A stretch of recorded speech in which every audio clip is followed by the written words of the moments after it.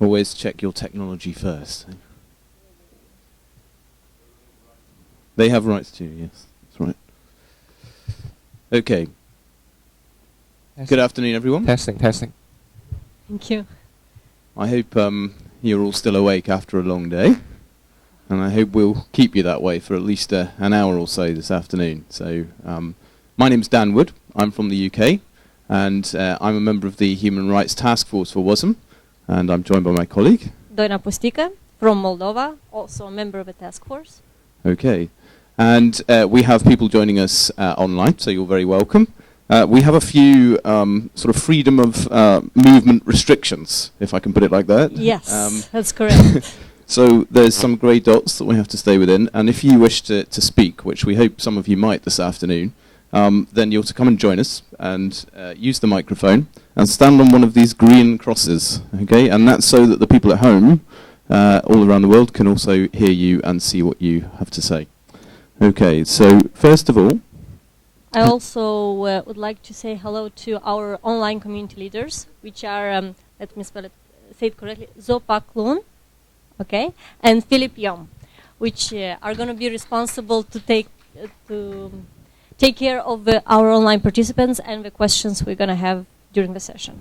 And we hope we might pause every now and again just to allow them to share with us any relevant things that we think people are commenting from elsewhere. So we have this genuine interaction with other people at home. Okay. And we're also having Evgeny Rybalko, which is our rapporteur, and we're hoping for a good report at the end of the session. Okay. And can I just ask as well on one housekeeping note that people don't do any live streaming because it affects the kind of bandwidth. We can only have so much going through the system, so please don't live stream whilst you're with us. Okay. There are also some evaluation forms which we'll ask you to complete at the end. Donna will just hand them round now. Yes. So you can think about this as we go through the session. There you go.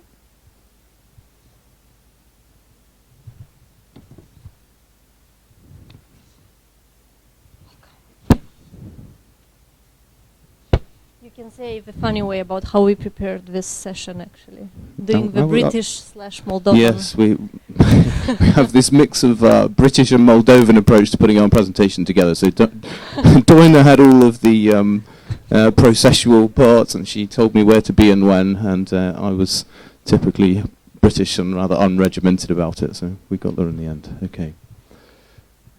Right, over to you, Doina. Doina's going to begin just by giving us some kind of background context about human rights and the framework for human rights within which we're operating, linking in with the video that you've just seen about the Universal Declaration of Human Rights. So, Doina, over to you. Thanks, Dan. And I will ask you to assist me with the PowerPoint. You know. Yes. As you heard, me and Dan are members of the Human Rights Task Force.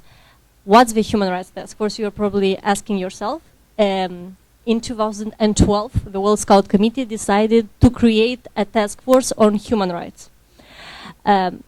The basic mission of this Human Rights Task Force is to study and analyze current human rights policies and to report to the World Scout Committee with recommendations based on its findings. So very soon, which means at the meeting in March of the World Scout Committee, we're going to make some reporting, and probably a bigger reporting is going to happen at the next World Scout Conference in August in Slovenia. What was organized since 2012? As you imagine, it's not a lot of time. It was only a year, but we succeeded to do a workshop at the last 24th Asia Pacific Regional Scout Conference. And we also had workshops at the European Conference in Berlin in August and an Inter-American Conference in Buenos Aires in September. And a workshop was organized at the European Scout Symposium in Dublin, which, if I'm not wrong, was in April. So we've got results from there, reporting, and we're hoping to have some really fruitful discussions and questions here at Hong Kong, which is going to be probably our last activity. The main documents which are linking World Scouting and human rights are the March 2010 World Scout Committee statement on human rights issues. Then we do have a declaration from the World Scout Committee to the World Scout Conference in Brazil, 2011. And in terms of our status, relationship of WSEC with UN, we do have consultative status with ECOSOC, which stands as the United Nations Economic and Social Council. Thank you. Next, you've seen at the beginning of this presentation the main human rights we're having in very different fields. Either they're social, civil, political, economical, and so on. And we thought it's really good to mention the main documents on human rights. We have so-called universal human rights documents, First, it's the UN Charter from 1945, which mentions respect for human rights.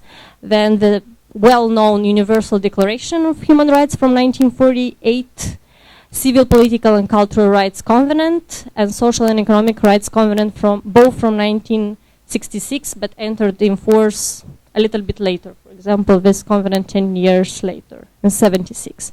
And nevertheless, important for our Scout movement, the UN Convention on Child Rights from 1989. Regionally, because overall we are also a movement of regions, if we can say so. In Europe, there is the European Convention on Human Rights from the 1950, the African Charter on Human and People's Rights from 1981 in Africa, American Convention on Human Rights from 1969 in Inter-America, Arab Charter on Human Rights from 2004 in the Arab region, and there is not a unified Charter of Human Rights in the Asia Pacific. There are like several ones. And you can see national ...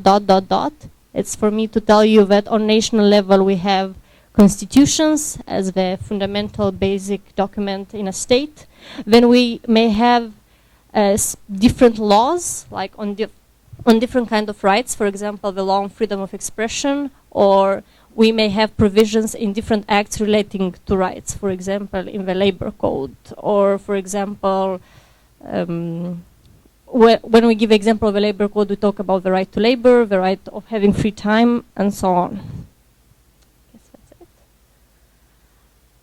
it. Next, diversity and human dignity. When we tried with Dan to pass from the human rights documents to a general discussion about human rights, we were talking that each region, nation, group has its own specificities. And we were asking if universality can actually be achieved. And I invite you all during this whole session to think about the thing, can actually universality be achieved? Is it possible or not? And we're going to develop this a little bit further, but just for you know, from a religious point of view, we are saying that some of us are Muslims, others are Christians, Buddhists, atheists even, and some of us are white-skinned, some are darker, some are black-skinned, some are men, others are women. But what's common for all, and what stands at the basis of everything, it's the human dignity. So I think this should stand not at the basis of every single human rights document, but at the basis of every single action we develop in our everyday life and every single action we develop in Scouting. A very interesting concept. I don't know, many of you heard about it. It's the human rights-based approach. In 2003, UN introduces human rights-based approach. What does it mean? According to it, all programs, strategies, I don't know, different programs of development have to underpinned by and consistent with this. I will give probably the first example which comes in my mind is the example of my job I'm having. I'm monitoring human rights back home on a government level, and there is this big national plan on human rights, and then how the institutions are thinking in order for the right implementation and monitoring, we actually need to have certain regional plans, or we need to have local plans on human rights. But this is not the most important. The most important is that at each local, regional, or national level, we have to have human rights in our minds in order for every single action we develop to be in conformity with the human rights, to put the values and importance of the human being at the basis of everything. As we're saying, everything developed through a human rights lens. That's Dan's favorite word, I think. Everything we do is for people. As well, progressive documents have been adopted. We were talking at the beginning of the session at the APR and European Conference on Human Rights with many similarities. Proof we have more in common as human beings and as Scouts despite our very different cultures. And this is something to think about and to develop about the human rights concept and development of various cultures. There is a big debate, probably not only in the Scout movement, but in many organizations, either they're civil society field or either they're part of the economic world, and even in the, I don't know, government institutions. People are struggling with the rights responsibilities questions. Some are saying that we're giving too much rights to many people. What about responsibilities? What about the obligations? Are we forgetting about them? And the Scout Law and Promise says duty. It doesn't mean it doesn't mention the word right, but duty. Our first thoughts are that these responsibilities are actually incorporated in rights. In the meantime, I'm having, I don't know, the right to freedom of expression. I'm having the responsibility to respect other people's right of freedom to expression, for example. And then comes another thing. If we're talking about the same freedom of expression, we need to figure out that a right finishes in the moment we interfere in the sphere of another right. So, for example, probably you know there are several cases in different jurisdictions about the fact that this big fight between the right to freedom of expression and the right for private life. We talked a lot about the tolerance embodied in principles of human rights and how far could we tolerate. Then can we actually develop on this? It was, yes. So the extent to which we are prepared to tolerate attitudes, behaviours that are perhaps contrary to human rights principles is an important dilemma and a question. If tolerance is a core principle that underpins human rights, to what extent does that extend? How far do we tolerate things? And I think that's an important thing for us to consider. Again, food for thought. And then we got to a very, I would say, local level, because we tried to position ourselves if we would be those Scout leaders working with the kids. And many times, for some reason, human rights is treated exclusively as a political issue, which is not the case to be in the theory, but when we get to the practice, this is what is happening. And people are asking about the risks in that. And there is this big question and big, I don't know, debate between theory and practice. And we came to the conclusion to see in practice that human rights is used both as a mechanism for both good and bad things. So we are trying to relate to the good ones, but we can't deny the fact and acknowledge the fact that the bad ones are there because of this human rights approach and how is it taken. And I guess we're going to your part. Okay. We're going to make the link between human rights and education now. Yeah, so this conference is all about education, and the theme that we saw, the strapline that we saw for the Congress was, what education for what kind of life? And when we talk about education in a human rights context, we talk about the full development. You'll recognize some of these words from Scouting's mission, the full development of the human personality. And in Scouting's mission, we talk about rounded aspects of human development, whether it's physical, intellectual, social, spiritual, emotional. This is this correlates very strongly with our own mission. And about strengthening the respect for human rights and fundamental freedoms. And it's about promoting understanding, tolerance and friendship amongst all nations. Again, you can see some real resonance with Scouting. We have some 100 and something countries here at this Congress, but even more, watching from home and members of our organization, real commonality with the underlying ideals and principles of Scouting here, the various racial and religious groups, and forwarding, I suppose, the UN's ideas about peace. And we see in our founders' work strong references to peace from the very early foundations of the movement. So in many ways you can see that there are lots of ideals and principles here that correlate between Scouting's mission and purpose and what the UN sees as an educational purpose. Let's move on. So when we talk about human rights education, what do we mean? So we're talking about a lifelong process that's building knowledge and skills, attitudes and behaviours for upholding and promoting human rights. Okay, I think that's a pretty good definition. That's from the World Programme of Human Rights Education.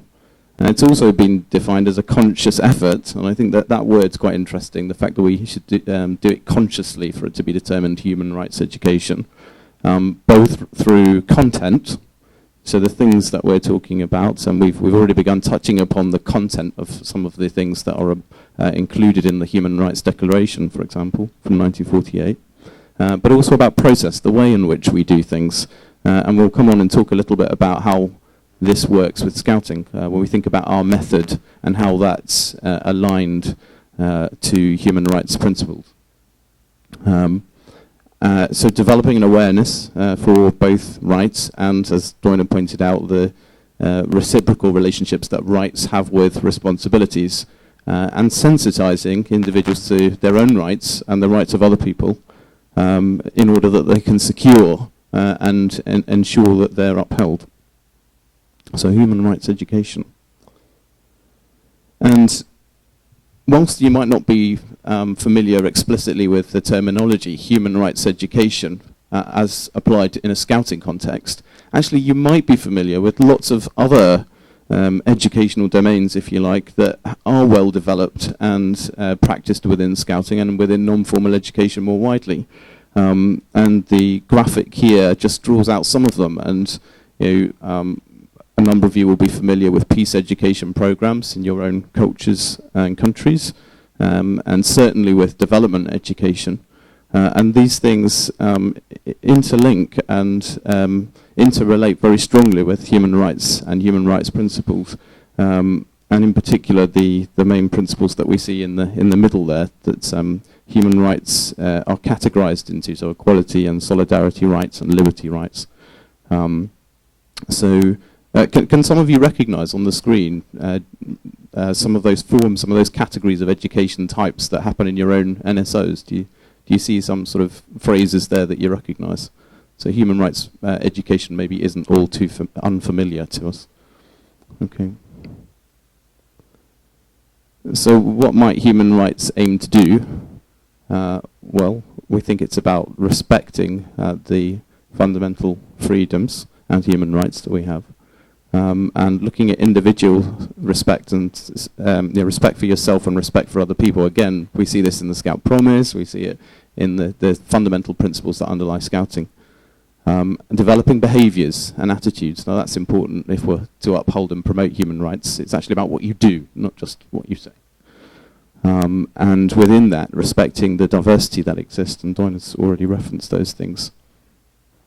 And active citizenship as well, because in order to enact your rights, it's important that you are an active citizen. And we can see it's about promoting some of these other themes. And I won't dwell too much on the slide. You can read it for yourself.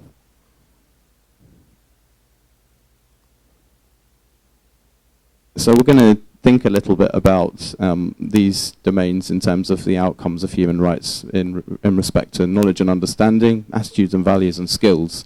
And again, this sort of framework's quite familiar to us when we think about in Scouting, what are we trying to achieve?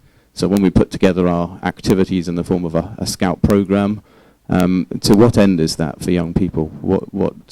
How does that contribute to their development in terms of those things? And we think that there are three various strands here, to human rights education.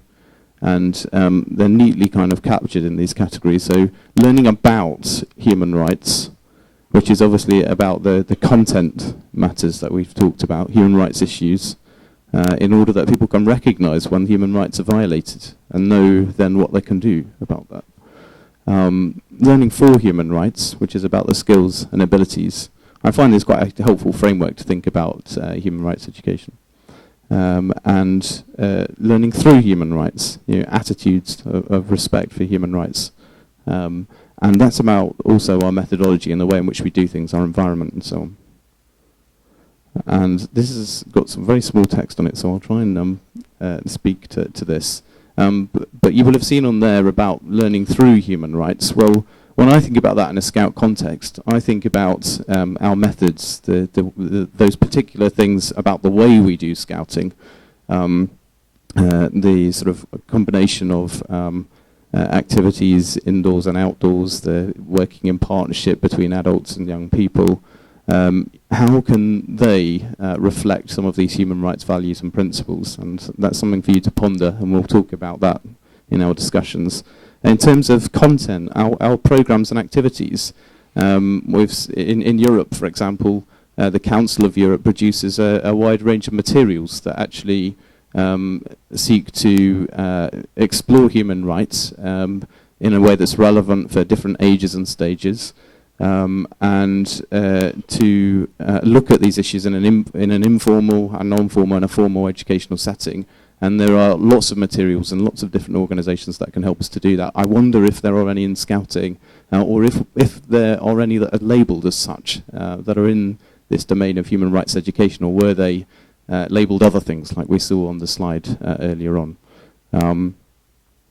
We've obviously need to think about people in terms of the values and attitudes of the adults and young people that we work with, and their skills, the training that we provide to our adults in terms of their understanding of these issues and their application of the issues. And we can see also that organisationally, the way in which we make decisions, we structure our governance and our processes and systems, the policies that we have, can also be seen through this human rights lens.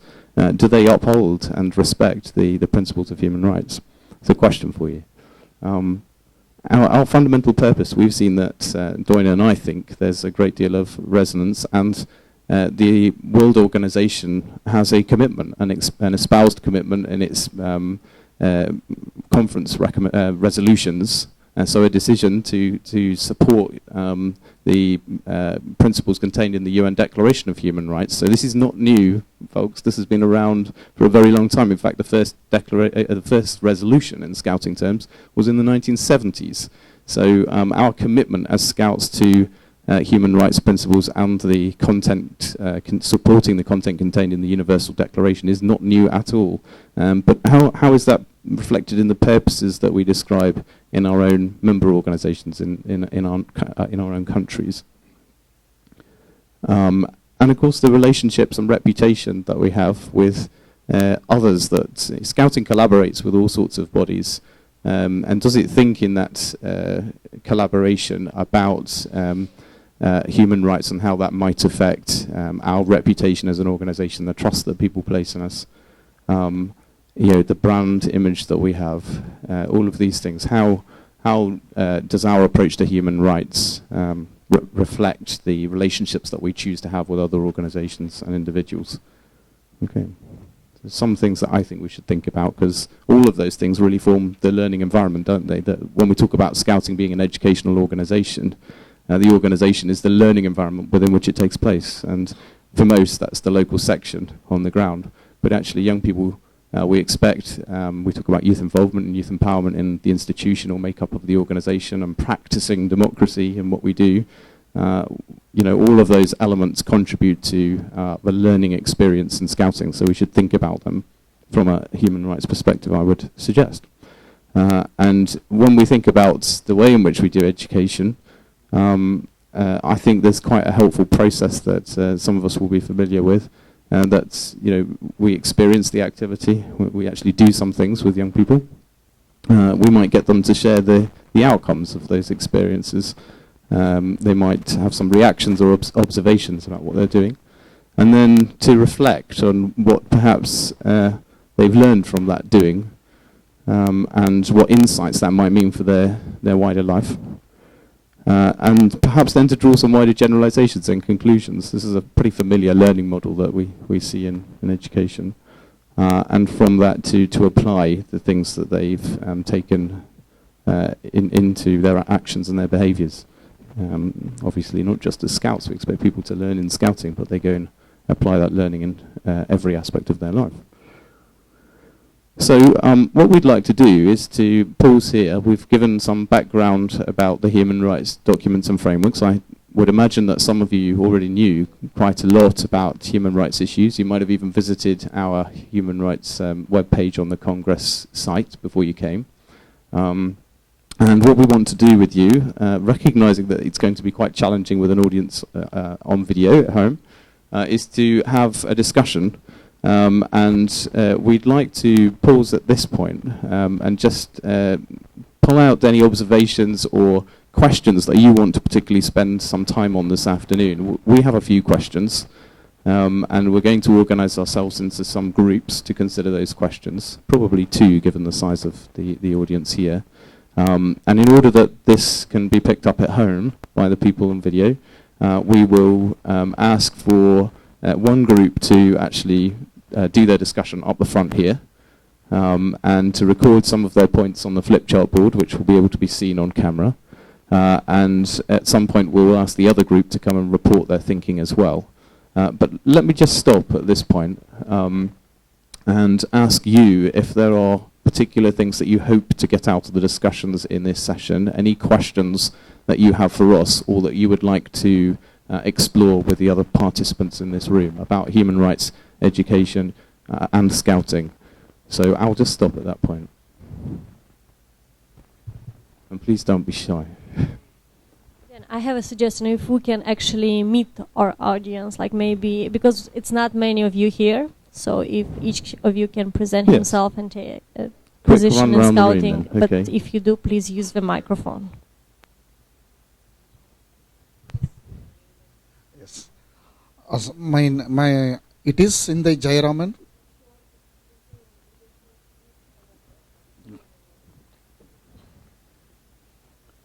It is in the Jayaraman. I am coming from India. So I'm watching that human rights because all the nations talked about human rights. But the problem come to that nation, they automatically withdraw their human rights. Now you see that how many people visiting and talking about human rights. Nowadays people's going back with the money. Nobody going back with the human rights. But when we talk about human rights. When we go with money. Really, but I am so happy. I also active participation in the human right in my Chennai, Tamil Nadu, in India. So human right is a very, very important one nowadays. The children must know, especially school children. I am a school teacher. I observe my student more than 30 years write the books. Nowadays more problem, what attitude and behavior only. The learning is very simple. Anybody learn. But most of them talk learn and teaching. Teaching and learning is nowadays very, very easy. But how to we go to teach attitudes and behavior. This is very important. That is a human right part of that. Most of the schools in India, my place, I am a teacher, principal. The children are coming to school, but the parents will stress anything they do in the school. But our Tamil Nadu, especially in India, in Tamil Nadu is there, but there is law is coming. Don't touch the children, like Europe. If you touch, any complaint, they go to the jail only. But other time you're watching that, like India is a cultural country. Today also we obey our forefathers, our grandfathers. Their wisdom is the first. We all discuss in the house. Problem come, we take that for our grandfather matter only. What he said, that is the correct word. Today also, in India. But the human rights come there, the school children, you believe or not, they go to the police station. They complain about the parent. This big problem, this is when we give to the freedom, the young children do not know the responsibility. They're writing there also. we write that what he says is correct, but we give the freedom, we give the rights. We must teach our children responsibility also. So nowadays in our Tamil Nadu, especially in India, what is the problem is there? The parent and teacher very afraid. The parents stress. Children are anything they're doing. So my personal request, the human rights side, attitudes and behavioral, we give more important to them about the school children. Yes, okay, so we need to think a lot about attitudes and behaviours and values in this. Okay, and sorry, I didn't catch your name. Sindhay Jayaraman. Okay, very nice to meet you. Can we have the next person? I'm going to be very British here and try and manage the time a little bit. So if people have an intervention to make, can I just ask you to try and keep it quite brief? And then we'll move into some discussion groups. So if there's no general intervention, just your name and your country and perhaps your role in scouting. So who's next? Someone? Yep. Life dream too. Okay, my name is Amos. I'm the International Commissioner of the Israel Boy and Girl Scout Federation. And I have one comment or one... Thank you. I would expect scouts to come like with the UN Declaration of Human Rights, with a real strong and clear statement about human rights.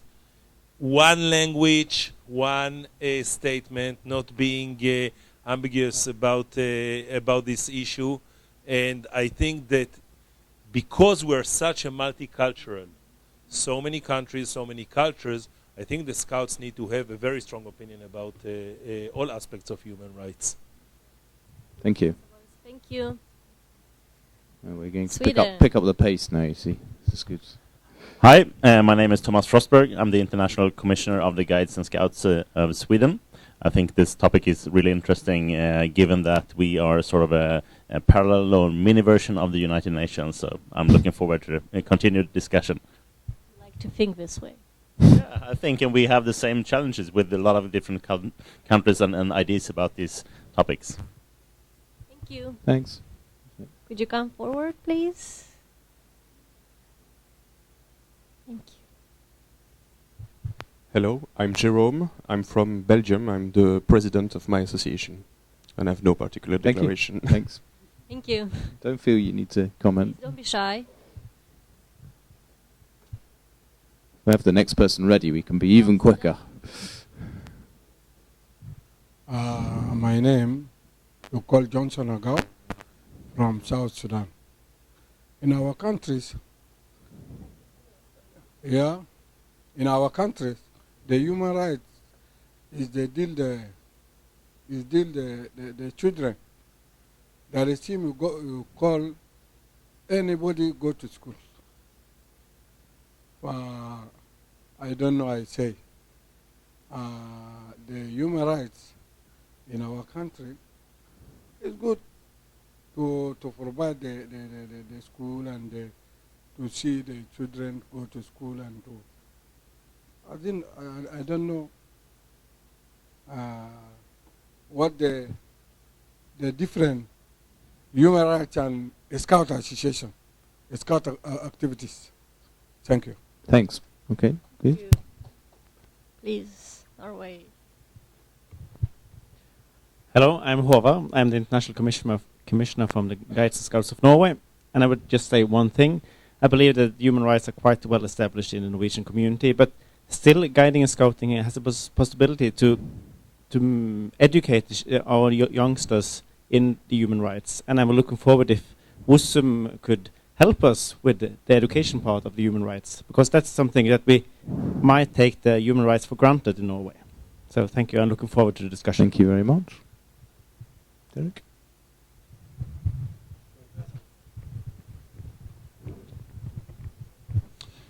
Derek Pollard. I'm here as chairman of the Eric Frank Trust, which has put a small amount of money into getting people to come who might not otherwise have been able to. And I have one straightforward, I hope, comment. Human rights principles, great. Simple in a way. Human rights in practice, big problems. Yes, very well said. Okay. Can I just interject from a comment just before we move on from someone that isn't with us today, a friend called John Beresford, who'd written to us before the event. John's also from the UK. And he makes the comment, and he talked about scouting at regional, global and national level and the group level. And he says spreading knowledge about human rights within an association is not a subject likely to enthuse young members at a troop meeting. I'm not sure whether we agree with that. Some people will think that. The right attitudes towards human rights matters are more likely to be assimilated indirectly through influence, attitudes and examples of leaders. So something about the example of leaders that John wanted to raise there. Come on. Yep. Okay, my name is Nargiz Bulakisheva. I am from Azerbaijan, Assistant to International Commissioner. Short and sweet. Lovely.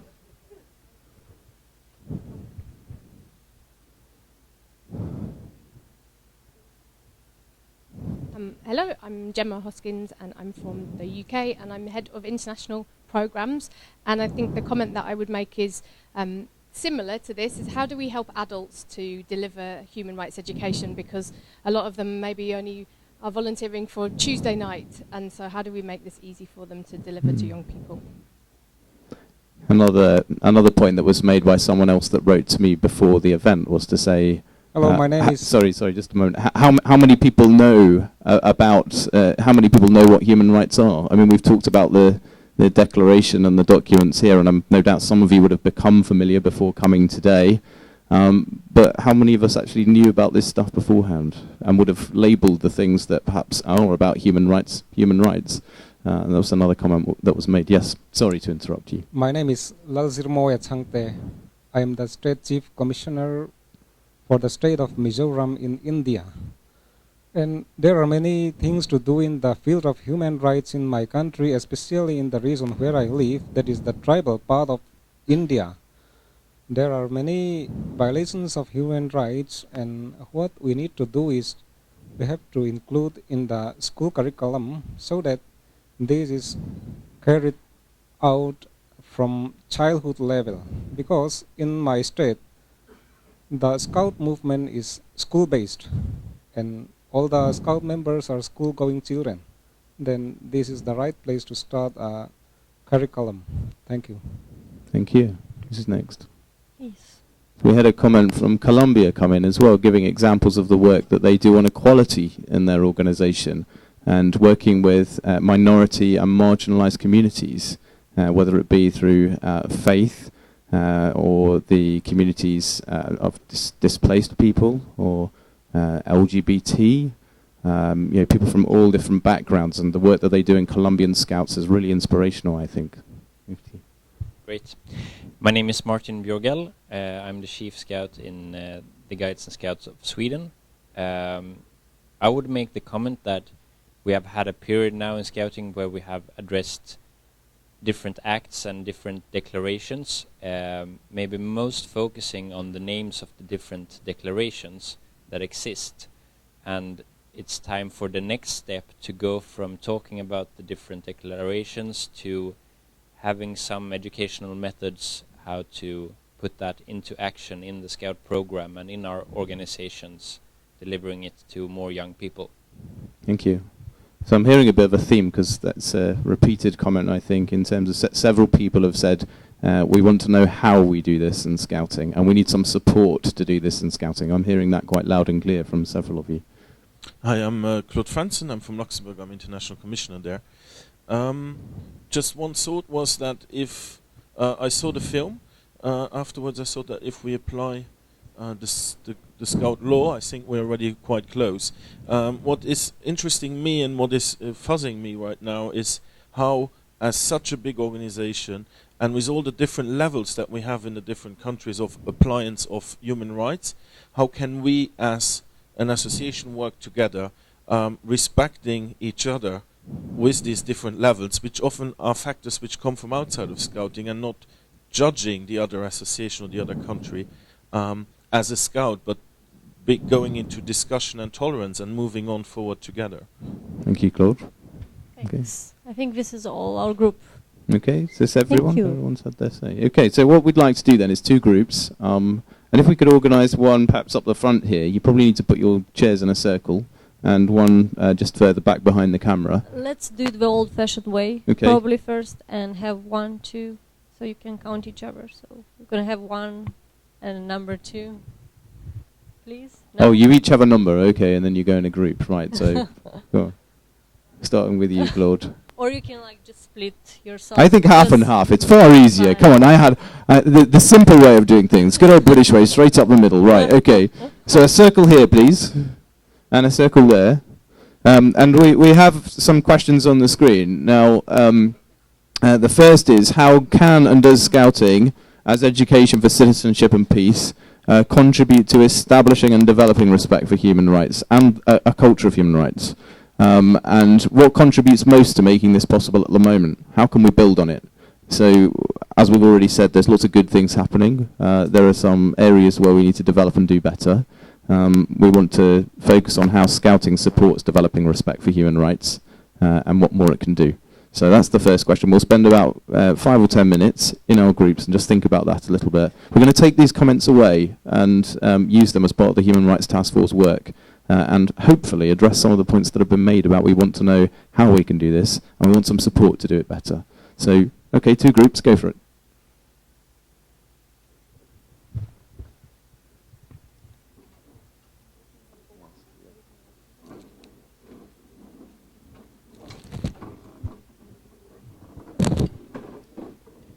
We were suggesting to give you posts. So there should be no need to repeat the introductions now. We can dive straight into a conversation. Ideas on them, and then we can post them over there.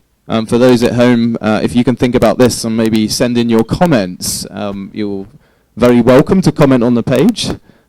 You can also find my Twitter details on there and Twitter the World Scout Education hashtag. So join in the conversation, please. Okay. Dan, we need everyone to be viewed on the camera, maybe. No? Maybe. Carry on. Yeah, Okay. that's fine. You can just see that there are some discussions happening.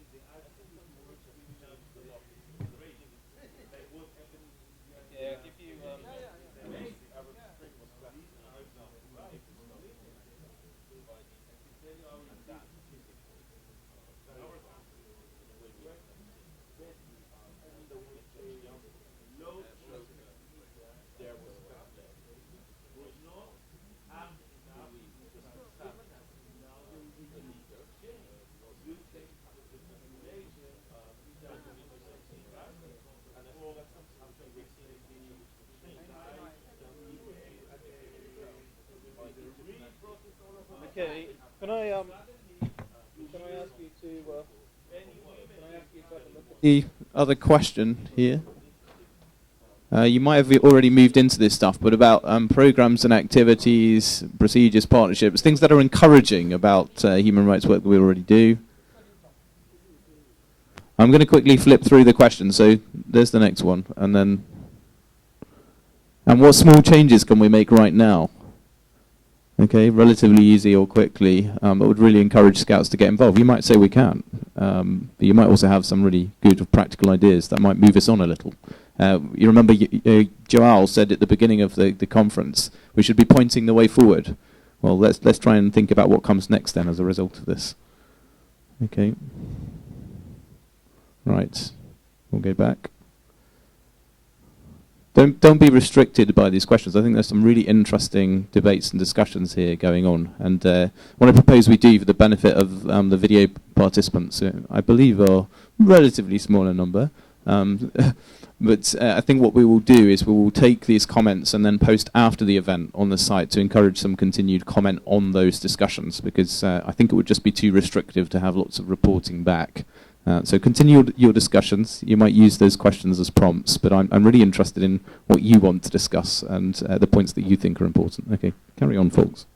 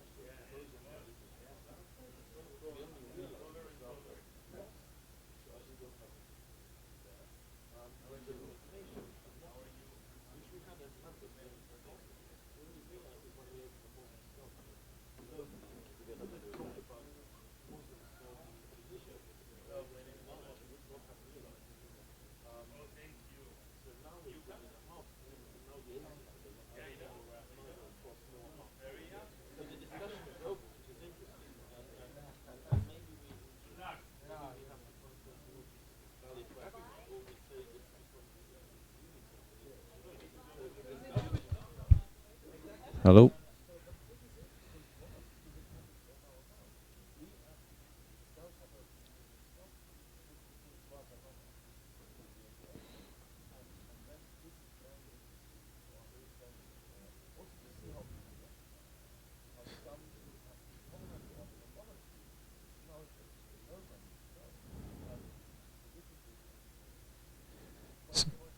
So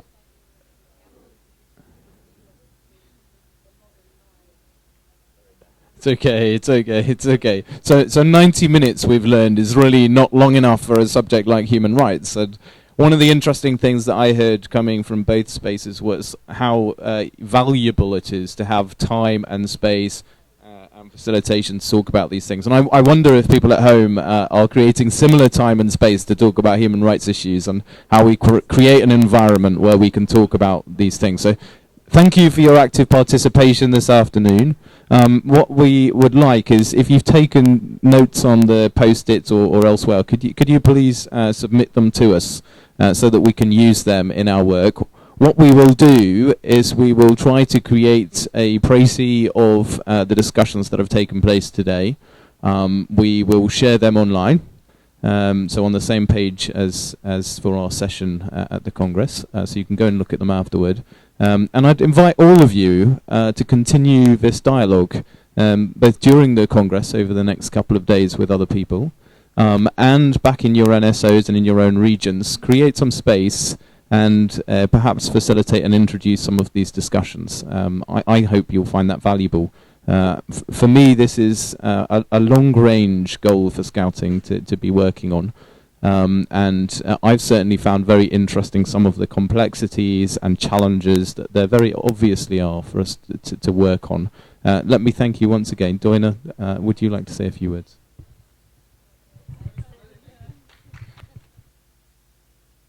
Please post your questions here, as you see it, 1, 2, and 3. And thank you for coming. Have a good dinner, have a good day, and a good Congress, and talk some more. Just before we wrap up, there's any other final comments from people? I just want to give you maximum chance to say what you've got to say. I know Derek wants to speak.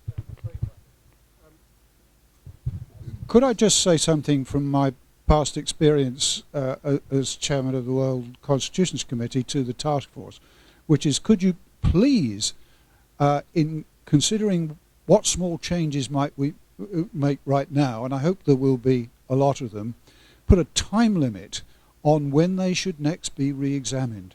The movement is, at world level, is terrible at having a task force or whatever, a working group, making recommendations, accepting the recommendations, and then sitting back. And 20 years later, you find that nobody's looked at how successful they were or whether they're still appropriate. This is such a fast-moving area that I would urge you to say when next the movement should examine what you have said.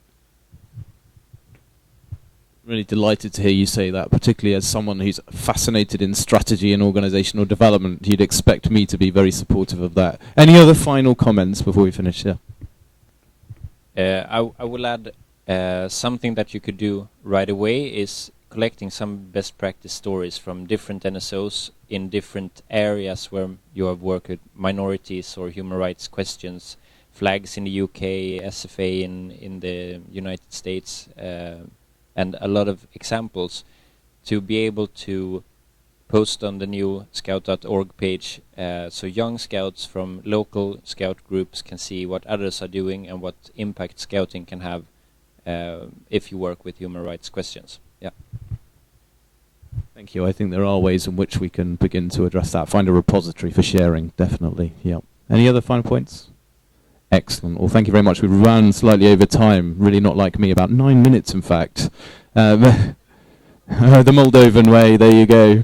Okay, enjoy the rest of your afternoon. Thanks once again.